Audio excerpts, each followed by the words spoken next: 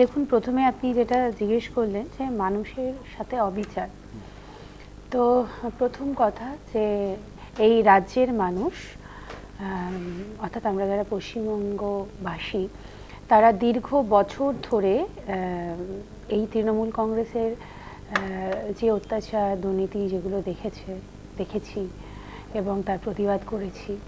সে যেভাবেই হোক, কেউ অন্য পলিটিক্সে এসে আমাদের মতো বিজেপিতে এসে হতে পারে, করে হতে পারে, বা অন্যভাবে ভোট দিয়েও হতে পারে একজন ভোটার হিসেবে।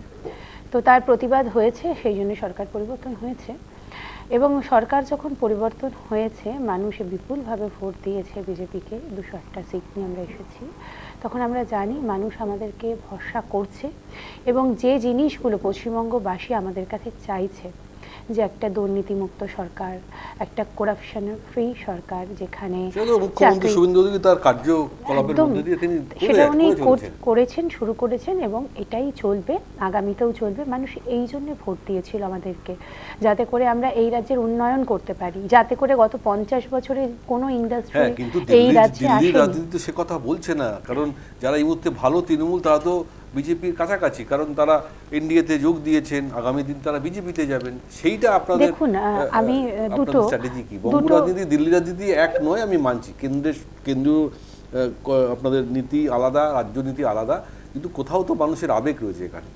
দেখুন, যে সাধারণ মানুষ, আপনি যদি বলেন অনলি পলিটিক্যাল মানুষ, তাহলে আমি একভাবে উত্তর দেবো।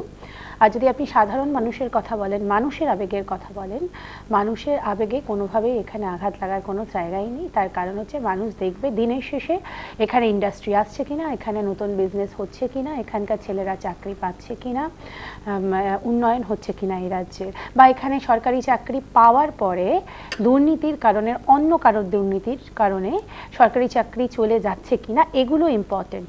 এবং ধর্ষণের পরে তার সুবিচার পাচ্ছে কিনা যে ধর্ষিতা হয়েছে।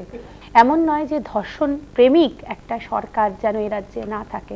আমরা এখানে নারী সুরক্ষার কথা বলি, আমরা দুর্গাপূজা করি, সবকিছু করি। আপনি বলুন, আপনি কি সমর্থন করছেন এই 20 জন সাংসদ যদি বিজেপিতে যায়, নাকি না আপনাদের সেই বলার জায়গা নেই, কারণ কেন্দ্রীয় মানে আপনাদের কেন্দ্রীয় মানে জায়গা থেকে আপনাদের কাছে কোনো নির্দেশ আছে যে এই বিষয়ে আপনাদের বক্তব্য খুব স্পষ্ট হওয়ার মতন জায়গায় নেই, যাই জন্য আপনারা বলতে পারছেন? দেখুন, যারা টিএমসিতে আছে বা ছিল, এবং টিএমসিতে তারা কী কারণে ছিল সেটা তারাই জানে। নিশ্চয়ই এত সহজে যারা নিজেদের দল ত্যাগ করে অন্য জায়গায় চলে যেতে পারে, তারা খুব একটা আদর্শের কারণে ছিল বলে আমাদের তো মনে হয় না। আমরা যারা বিগত বহু বছর ধরে বিজেপি করি, যখন এই রাজ্যে বিজেপি আসার কোনো নামগন্ধও ছিল না, লোকে আমাদের পাগলও বলেছে যে পাগলে বিজেপি করে, কোনো সুস্থ লোক করে না। তাই এরা হয়তো সুস্থ লোক, সেই জন্য এরা টিএমসি করতো, তাই নিজেরা সব রকম সুযোগ সুবিধাগুলো পেয়েছে। আগামীতেও নিশ্চয়ই তারা সব রকম সুযোগ সুবিধা নিতে পেতে চায়। কতটা পাবে সেটা আলাদা বিষয়, বা কি করবে আদৌ সেটা পরের বিষয়, কি হবে, কিন্তু নিশ্চয়ই চায় তারা। এবং তারা যে কোনো আদর্শের কারণে টিএমসি করতো না, টিএমসির যে কোনো রকম আদর্শ নেই, কোনো সংবিধান নেই।